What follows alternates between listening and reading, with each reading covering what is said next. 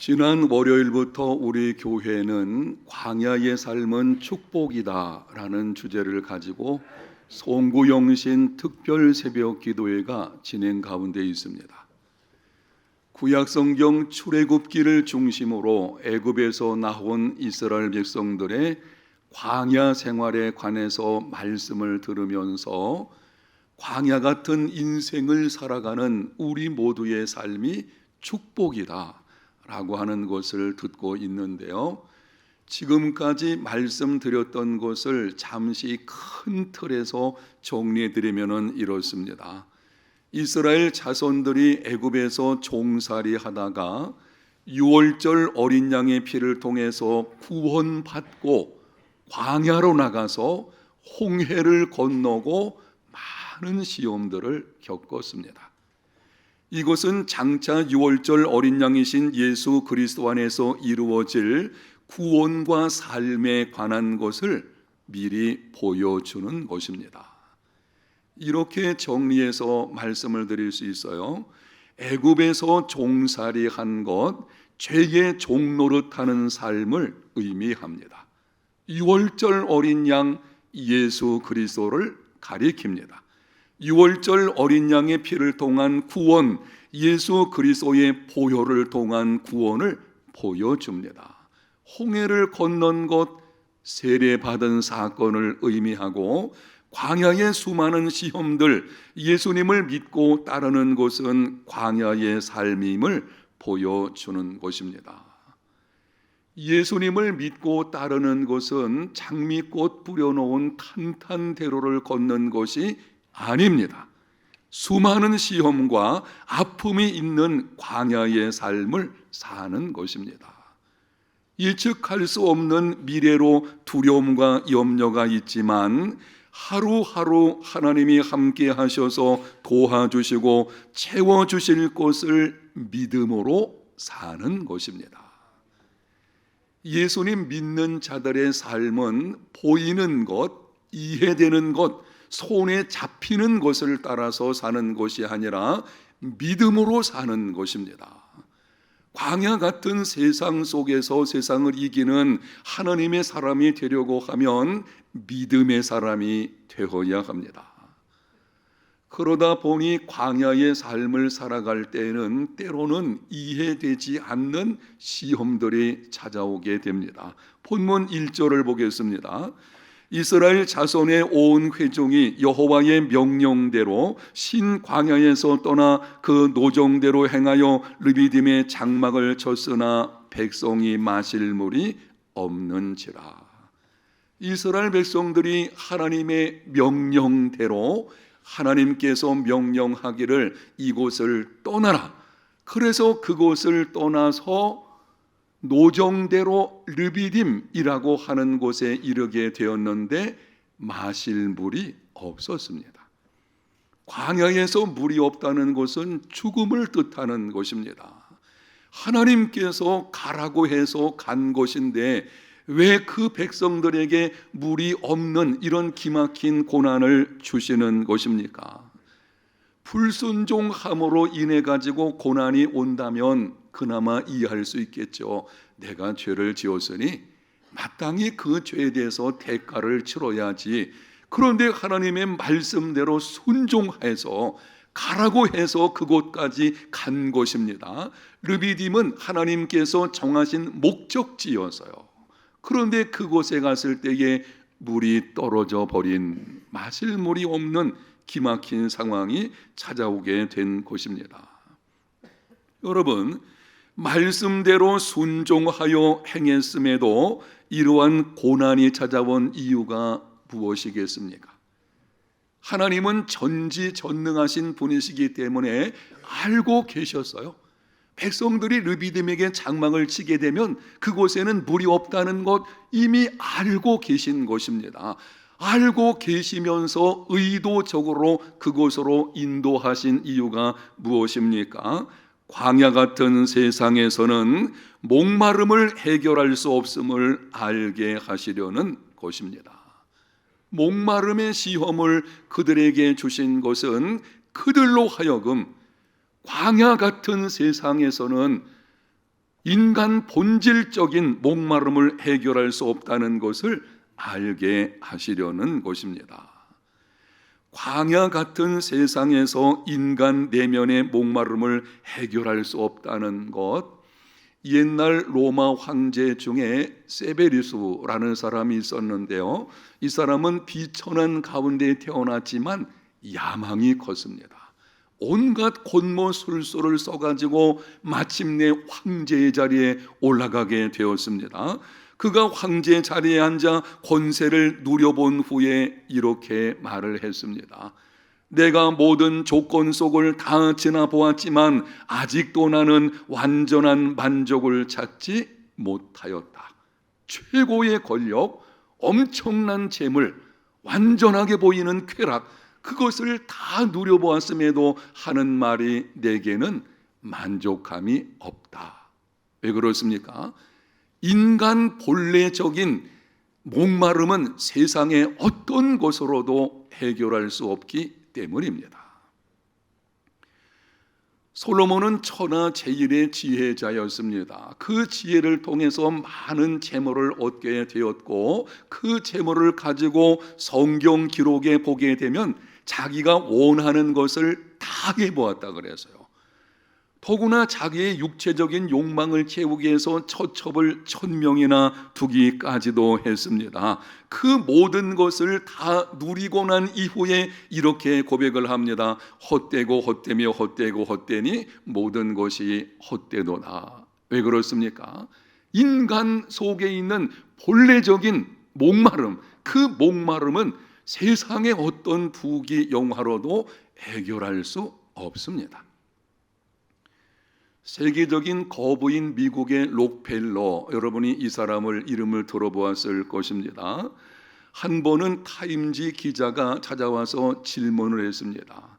당신이 그렇게 많은 재물을 가지고 있는데 이제 만족하십니까? 대답하기를 아니요.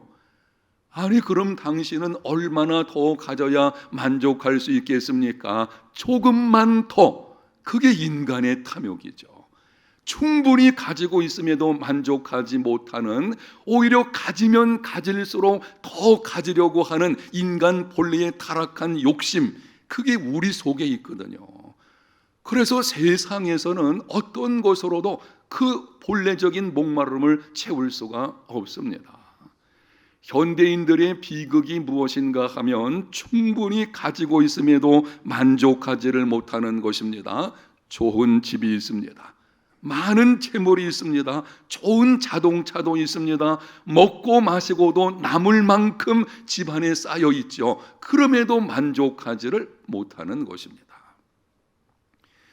요즘 우리나라의 심각한 문제가 마약 사범이 점점 늘어나고 있는 것인데요, 이 마약하는 사람들을 가만히 보게 되면 없는 사람들이 아니에요.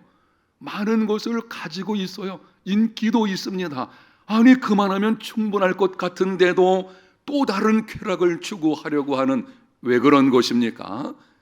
타락한 인간 속에 있는 이 본래적인 목마름이 있는데, 그 목마름은 세상의 어떤 것으로도 해결할 수 없기 때문입니다. 인간 내면의 본질적인 목마름을 해결하려면 어떻게 해야 하겠습니까? 물이 없음으로 원망하는 이스라엘 백성들을 보고 모세가 하나님 앞에 엎드려서 부르짖어 기도를 했습니다. 하나님께서 모세의 기도를 들으시고 본문 5절과 6절에 이렇게 말씀을 하십니다. 여호와께서 모세에게 이르시되 백성 앞을 지나서 이스라엘 장로들을 데리고 나일강을 치던 네 지팡이를 손에 잡고 가라. 내가 호렙산에 있는 그 반석이 거기서 네 앞에 서리니 너는 그 반석을 치라. 그곳에서 물이 나오리니 백성이 마시리라. 모세가 이스라엘 장로들의 목전에서 그대로 행하니라. 이 말씀에서 두 가지를 주목해야 합니다. 하나는 나일강을 치던 네 지팡이를 손에 잡고 가라. 다른 한 가지는 그 반석을 치라. 나일강을 쳤던 지팡이로 반석을 치라고 하는 것입니다. 먼저 반석의 의미가 무엇인지 사도 바울이 고린도 교회에 보내는 서신에서 이렇게 기록을 합니다.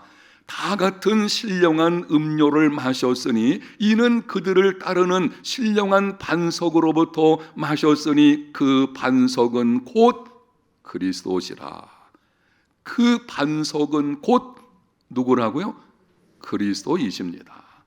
이스라엘 자손들이 광야에서 물을 얻지 못하고 목마름에 지쳐 있을 때에 하나님께서 반석을 쳐서 물을 내게 하신 것은 장차 반석이신 예수 그리스도를 통해 목마름을 해결받을 수 있음을 보여주는 것입니다. 그런데 여기서 한 가지 기억할 것이 나일강을 쳤던 지팡이를 가지고 그 반석을 치라고 말씀을 하십니다. 모세의 손에 지팡이가 들려 있는데요, 이전에 홍해를 가르실 때에는 지팡이를 손에 들고 홍해를 가르키라 이렇게 하셨거든요. 그런데 여기서는 나일강을 쳤던 그 지팡이, 그냥 보통 내가 손에 들고 있는 지팡이 이렇게 표현하실 것을 나일강을 쳤던 지팡이라고 콕 집어서 말씀을 하시는 것을 보게 됩니다. 하나님께서 애굽을 심판하실 때에 10가지 재앙을 내리셨습니다. 그 중에 나일강을 쳐서 피로 물들게 하신 심판 사건, 나일강을 쳤던 지팡이라는 말씀은 심판을 의미하는 것입니다. 그러므로 그 지팡이로 반석을 친다는 것은 반석이신 예수 그리스도를 심판하심으로 신령한 물을 내사 목마름을 해결하시겠다는 것입니다. 예수 그리스도께서 받으신 심판 사건, 그게 뭔가요? 십자가 사건입니다. 우리가 받아야 하는 심판을 예수 그리스도께서 대신 받으신 것이고, 바로 그 십자가 심판의 사건을 통해서 목마름이 해결된다는 것을 보여주시는 것이죠. 예수님께서 십자가상에서 7 말씀을 하셨는데 그 중에 5번째로 이렇게 말씀을 하셨습니다. 요한복음 19장 28절입니다. 그 후에 예수께서 모든 일이 이미 이룬 줄 아시고 성경을 응하게 하려 하사 이르시되 내가 목마르다 하시니, 십자가에 달리시기 전까지 예수님은 한 번도 육체적인 고통을 말씀하신 적이 없었어요.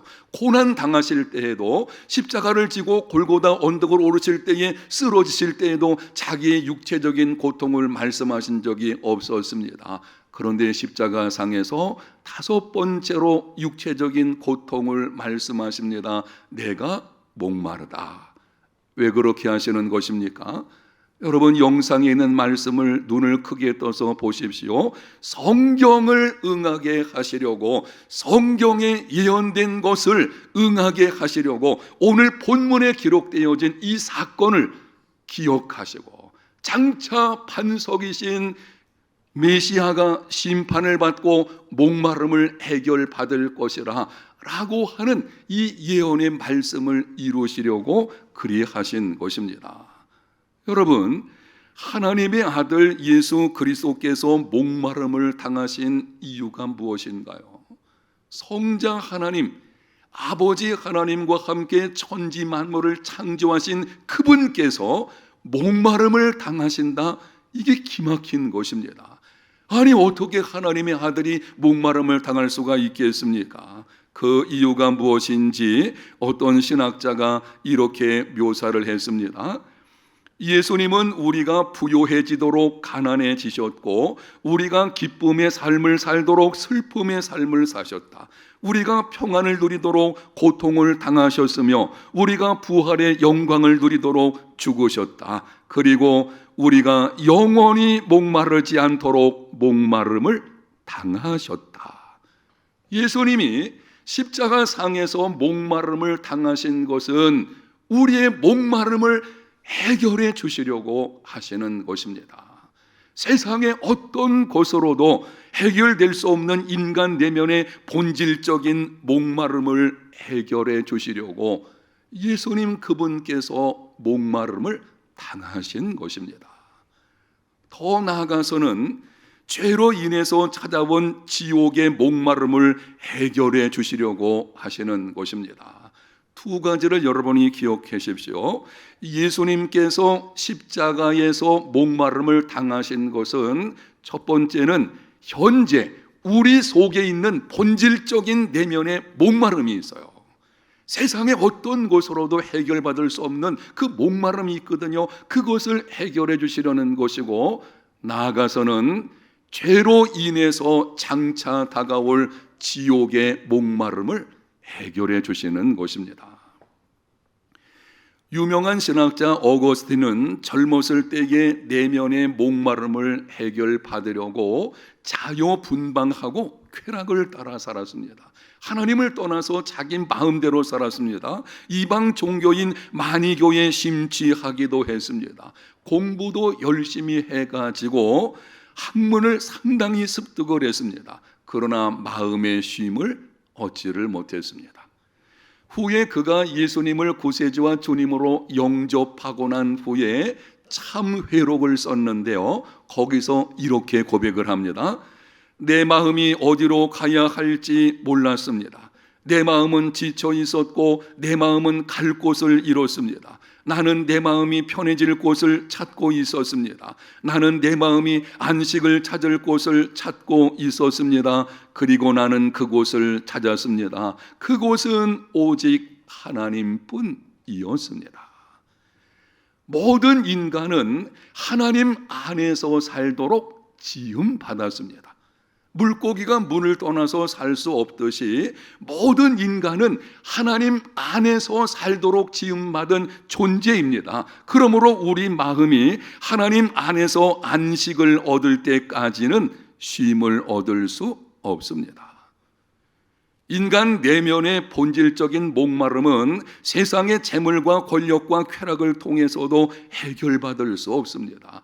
오직 하나님 안에서만 해결받게 되어지고, 그 본질적인 목마름을 해결해 주시기 위해서 예수님께서 목마름을 당하신 것입니다. 요한복음 4장에 보게 되면 사마리아 수가라는 곳에 한 여인에 관한 이야기가 기록이 되어 있습니다. 이 여인은 자기의 내적인 만족을 얻기 위해서 이런저런 온갖 일들을 해봤지만 얻을 수가 없었습니다. 이제는 고통과 허무함 가운데서 물을 길러 그것도 한낮에 나오게 되었는데요, 그때 예수님께서 찾아오셔서 말씀을 하셨습니다. 요한복음 4장 13절과 14절입니다. 영상에 있는 말씀을 같이 한번 읽어보겠어요. 이 물을 마시는 자마다 다시 목마르려니와 내가 주는 물을 마시는 자는 영원히 목마르지 아니하리니 내가 주는 물을 그 속에서 영생하도록 솟아나는 샘물이 되리라. 이 물을 마시는 자마다 다시 목마르게 될 것이다. 세상에서 있는 것들로 채운다면 잠시는 목마름이 해결되는 것처럼 보일지는 몰라도 인간 본래 속에 있는 진정한 그 목마름을 해결받을 수 없다고 하는 것입니다. 사람들은 재물과 쾌락과 명성과 권세에 목이 말라가지고 수단과 방법을 가리지 않고 그것을 얻으려고 합니다. 그런데 얻으면 얻을수록 갈증은 더 심해지게 되죠. 마치 소금물을 먹는 것과 같은 일이 벌어지는 것입니다. 내가 주는 물을 마시는 자는 영원히 목마르지 아니하리니 내가 주는 물은 그 속에서 영생하도록 솟아나는 샘물이 되리라. 오직 우리의 목마름을 해결해 주기 위해 십자가 위에서 목마름을 당하신 예수 그리스도, 그분을 통해서만 참된 만족을 얻을 수 있습니다. 또한 예수님의 목마름은 지옥의 목마름을 해결해 주는 사건이기도 한데요, 지옥이 어떤 곳인가 하면 절대적인 목마름이 있는 곳입니다. 죄의 삭슨 사망이라고 할 때 그것은 장차 정죄의 심판을 받고 지옥의 형벌을 받는 것이거든요. 지옥은 절대 목마름이 있는 곳. 누가복음 16장에 보게 되면 부자와 나사로 비유가 나옵니다. 부자가 죽어서 지옥에 떨어지게 되었는데 눈을 들어보니까는 저기 천국에서 자기 집 문간에서 빌어먹던 나사로가 아브라함의 품에 안겨 있는 것입니다. 도움을 청했습니다. 아버지 아브라함이여, 나를 긍휼히 여기사 나사로를 보내어 그 손가락 끝에 물을 찍어 내 혀를 서늘하게 해 주옵소서. 내가 이 불꽃 가운데서 고민하나이다. 혀끝을 서늘하게 하기 위한 한 방울의 물도 없는 곳, 그곳이 바로 지옥입니다. 절대적인 목마름이 있는 곳이죠. 우리가 사는 이 땅은 이런저런 문제가 있다고 할지라도 하나님의 일반 은총 가운데서 그나마 우리 삶 속에서 목마름을 해결하곤 하잖아요. 우리가 갈증이 있을 때에 이런저런 것들을 통해서 해결받는 것을 보게 됩니다. 어쨌든 일시적인 것이지만 하나님의 일반 은총 가운데서 있습니다. 지옥은 하나님의 은총이 완전히 끊어진 곳입니다. 그곳에서는 목마름이 절대적이기 때문에 어떤 만족도 얻을 수가 없게 되는 것이죠. 그러나 천국은 다시는 목마름이 없는 곳입니다. 요한계시록 7장 16절과 17절입니다.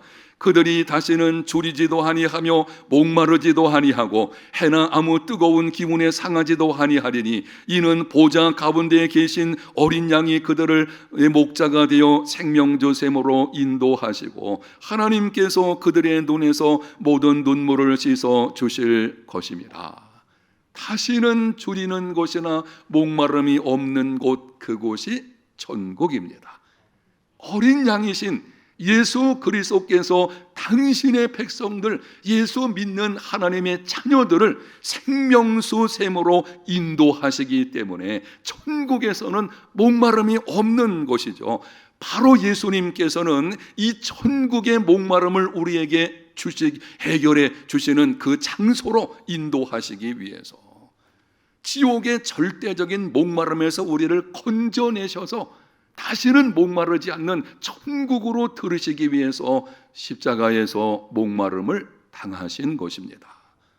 여러분, 그렇다면 예수님이 십자가에서 목마름을 이미 다 담당하셨습니다. 목마름을 십자가에서 해결해 놓으셨어요. 이미 목마름 사건은 십자가상에서 해결받은 사건인 것입니다. 그럼 우리는 어떻게 해야 되겠습니까? 요한복음 7장 37절과 38절에 말씀을 합니다. 예수께서 서서 외쳐 이르시되 누구든지 목마르거든 내게로 와서 마시라. 나를 믿는 자는 성경의 이름과 같이 그 배에서 생수의 강이 흘러나오리라. 아멘. 누구든지 대상에 제한이 없습니다. 목마르거든 내게로 와서 마시라. 여기 어떤 조건이 붙어 있지 않습니다. 영적인 것이든 정결함에 관한 것이든 권능에 대한 것이든 육체에 관한 것이든 어떤 것이든지 목마르거든 내게로 와서 마시라고 하시는 것입니다. 그 다음에 이렇게 말씀을 하십니다. 따라합니다. 나를 믿는 자는, 믿으라고 하는 것이죠. 예수 그리스도께서 십자가상에서 우리의 목마름을 해결해 놓으셨거든요.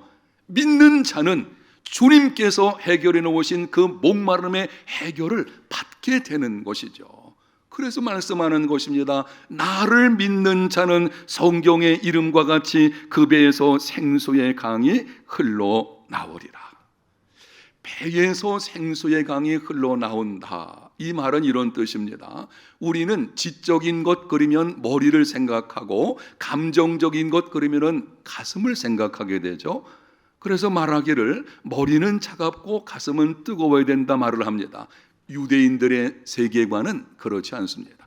유대인들은 지적인 것을 심장과 관련시켜서 이야기를 하고 감정적인 것을 배와 관련해서 연관시켜 해석을 합니다. 배에서 생수의 강이 흘러나온다는 것은 감정적인 기쁨과 넘치는 안식을 얻게 된다고 하는 것입니다. 사랑하는 여러분, 반석에서 물을 내시는 분은 하나님이십니다. 하나님의 보내신 자, 반석이신 예수 그리스도를 믿으십시오. 그분 안에 거하십시오. 예수님을 구세주로 영접할 뿐만이 아니라 나의 주님으로 삼으십시오. 범사에 예수님을 여러분의 주님으로 삼고 그분 안에 거하는 삶이 되시기를 바랍니다. 그리하면 성령으로 말미암아 생수의 강이 그 속에서 넘쳐 흐르게 될 것입니다. 인간 내면의 본질적인 목마름을 해결받게 될 것이고 행복자의 삶이 이루어지게 되는 것입니다. 이러한 삶이 다 되시기를 예수님 이름으로 축복합니다.